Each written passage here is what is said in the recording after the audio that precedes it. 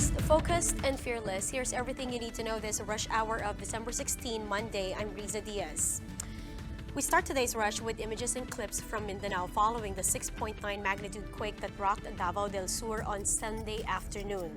The tremor left heavy damage in Matanao National High School, with most of its walls and outer structure reduced to rubble. Now, some residents also posted videos of the earthquake's impact in their homes. As you can see, their ceiling fan and wall clock were swaying. Cable signal and power connections also seemed to be affected by the quake. Meanwhile, guests at this hotel in Davao had to evacuate until after the impact subsided. And same goes for mall goers in this video who were rushing to exit the premises. Big mall displays were also shown being swayed by the earthquake. After the amount of damage brought about by yesterday's quake, let's take a quick look at how it all began. The magnitude 6.9 earthquake started at 11 minutes past 2 p.m. on Sunday, December 15 in Matanao, Davao del Sur. Because of this, up to intensity 7 was recorded in Bansalan, Digos, Hagonoy, Magsaysay, and Matanao and Davao del Sur. Intensity 6 was felt in parts of Mindanao.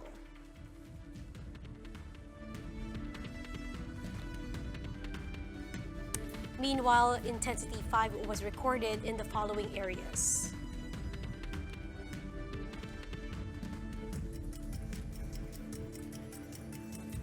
Intensity 4 was raised in parts of Bukidnon, in Lake Cebu, South Cotabato, and Isulan, Sultan Kudarat, while intensity 3 was felt over in Dancagan and Maramag in Bukidnon, as well as in Cagayan de Oro City and Dinoog City in Misamis Oriental. Intensity 2 was also recorded in Impasugong and Libonan in Bukidnon, Butuan and Dipolog City, and Tubod, Lanao del Norte, while intensity 1 was felt in Molave, Zamboanga del Sur.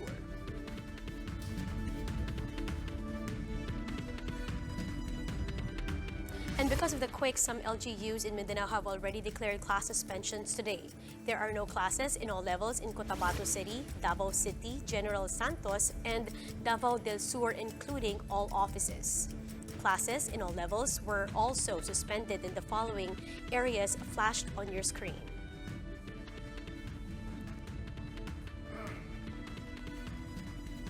Malacanang assures that President Duterte and the First Family are safe following the magnitude 6.9 earthquake.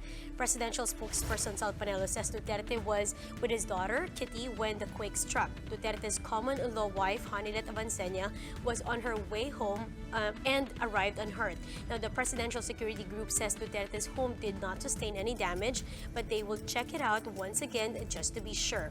Now, as for the President, the PSG says he went to sleep right after the earthquake struck.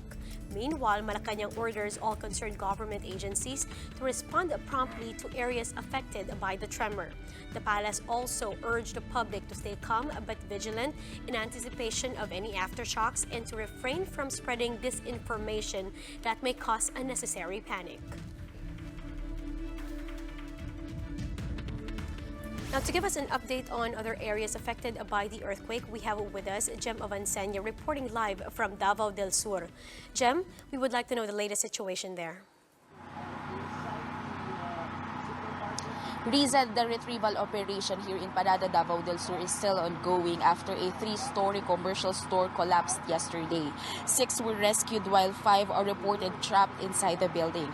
At 3 a.m. today, a team from Davao City Central 911 used a life detecting equipment to confirm if there are still survivors inside. But according to Municipal Disaster Risk Reduction and Management Officer Engineer Luke Cadayos, there is a very slim possibility that they're still alive inside.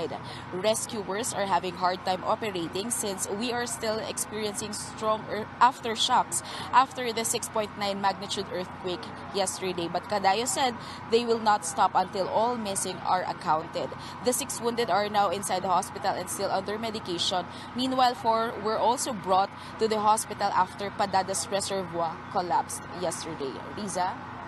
Thank you. That was Jem Avancenia reporting live from Davao del Sur. Now, at least 4 people were reported dead following the strong earthquake that rocked Davao del Sur on Sunday. Filipino Star ngayon reports that a 6-year-old girl is among the 4 casualties, while the 3 others died after a 3-story grocery store in Davao del Sur collapsed. Moving now on to other headlines. As Christmas draws near, the Philippine National Police is on full alert status since Sunday to ensure public safety. This means that more police officers will be deployed in public areas until January 5. Pangmasa reports that police assistance desk will also be made available at churches 2 hours before the start of each mass. And for NCRPO, the heightened alert status in the region begins today.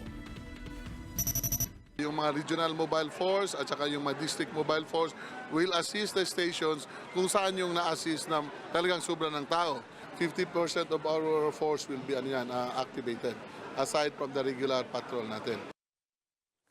And this from the Philippine Star. Miss Jamaica Tony Ann Singh is this year's Miss World. The 23-year-old beauty queen edged out Miss France and Miss India for the crown in the event held in London on Saturday. Miss Philippines Michelle D advanced to the top 12 of the pageant but was unable to secure a spot further.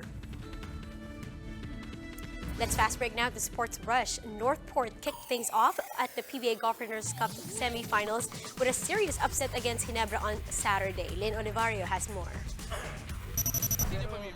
On the road pa rin ang Northport Batang-Pierre. The momentum from 4 knockout games, including the classic triple overtime win against the NLEX Road Warriors, continues. And that's despite the 17-day break because of the 30th SEA Games. They walloped the Barangay Ginebra Gin Kings by 34 points to take Game 1 of their best-of-5 semi-final series. Maybe we just caught the Ginebras their off night, no? Siguro haba rin kasi nung break. Then kami naman, yun, medyo mas gutom. Michael Qualls did look hungry, firing 27 of his 38 points in the first half alone. He also added 15 rebounds, 3 assists, and 4 steals. We don't want to stop here, you know. We didn't just want to settle for making the playoffs. We just didn't want to settle for making it to quarters or even making it to the finals. You know, we're trying to go the whole way, so, you know, it's game by game. He's a guy with a mission, no? Iba yung mindset niya. Pagkakausap ko, practice lahat, no? And then, nakapag-adjust na siya sa team. Habang si Garvo Lanete nag-init for 24 points, 21 coming in the final frame, built on 6 3-pointers. Ang sikreto? I'm thankful na grabe si Coach Pido magbigay ng kumpiyansa sa akin ever since. Kahit lagi ako minumura niyan lagi kang minumura niyan, pero hindi nawawala yung kumpiyansa ko kasi pag minumura ka niya, maya-maya magpagbiro siya sa'yo. Christian Sandhardinger, who despite being sick and is just coming off a stint with Gilas Pilipinas in the biennial meet, chipped in 16 markers. The blowout, meanwhile, couldn't have come at a more awful time for the crowd favorites. Embarrassing. They wanted it more than we did, and it's one of the worst first games I've ever been involved with on this side. Definitely don't want to lose by 30 or any points at this point, but just got to give a lot of credit to Northport. They came out and played very hard. Seemed like they had a really good game plan, and we just couldn't get anything going. And the underdogs know better than to relax against an experienced and deep squad in Game 2. Panoorin ko yung tape ngayon, tingnan ko kung anong pwedeng lang i-adjust. Kami naman, adjust ulit, no? Siguro, medyo maluwag yung zipper, Medyo itaas natin para sumikip yung zipper, lagatan belt. Layo na, no? And in typical post-win Coach Pido Harentia mood, may fearless forecast pa siya. Siguro, masasabi ko lang, kahit pa paano may game 4 na. No, abot kami game 4. Game 4 na. No? Problema, ticket. For News 5, Lynn Olivario, We Are One News. Meanwhile, TNT repelled Meralco's late game rally to take a Game 1 of the best-of-5 series at 103-94. Bolt's power forward and center Alan Durham tried to fight back, though, chipping 16 of his 32 points all in the final quarter. But every time Meralco threatened, the Katropa had already an answer. TNT's lead swelled to a high of 22 points in the fourth quarter, thanks to the combined effort of KJ McDaniels, Roger Pogoy, and Jason Castro. Series to, so 1-0 pa lang, marami pang game. So kailangan lang namin na sustain yung defense namin at saka kailangan pa yung mga konting adjustment kasi marami pa rin kami mistakes sa defense namin. The African swine fever scare and higher prices did not stop patrons of the renowned ham store in Quiapo from serving their Noche Buena staple. Gerald Del Peña has the story. Customers have been coming in and out of this store non-stop. Jaime came all the way from Pangasinan just to buy ham from this store in Quiapo. Yearly, pumupunta kami dito, dumadayo. Storekeepers say they did not see a drop in demand despite the African swine fever scare. Siyempre, di po pwedeng di ka rin bibili. Kailangan mo yan di ba? Customers also didn't mind the slight increase in prices. In this store, sliced and bone-in ham are sold at 1,360 pesos per kilo. Sliced ham with separate syrup is sold at 1,500 a kilo, while scrap ham and pear-shaped ham sell at 1,300 a kilo. Large ball-shaped hams are sold at 2,000 up to 5,000 pesos depending on the weight. Prices here are higher compared to the suggested retail price set by the Department of Trade and Industry at supermarkets, where the most expensive brand of ham goes for 1,000 pesos a kilo. But for loyal customers, it's a small matter. Ito, 750 lang pwede na rin para hindi lang mawala. The DTI says it doesn't have any control over ham sold outside supermarkets. The agency assured, however, that prices of Noche Buena products, including ham, in supermarkets and grocery stores will not increase during the holiday season. For News 5, Gerard de la Peña, we are One News. Philippines' beloved Simbang Gabi tradition was just led by the highest leader of the Catholic Church, Pope Francis himself. It's the first time that a pope celebrated the Simbang Gabi at the Vatican, and the Filipino community in Rome were thrilled to be part of it. Pope Francis noted in his homily how Filipinos living overseas have been instrumental in spreading the traditional novena practice. In recent decades, thanks to Filipino migrants, this devotion has crossed national borders and has arrived in many other countries. Simbang Gabi has also been celebrated for many years here in Rome, and today we celebrate together here in St. Peter's Basilica.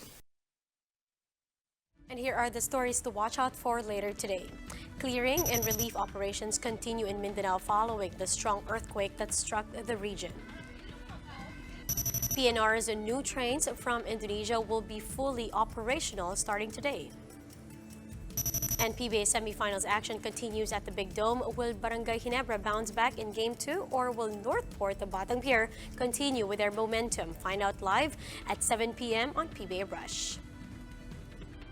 And that's how the day is shaping up to be. Join us again next time for another round of Rush. I'm Riza Diaz. We are One News.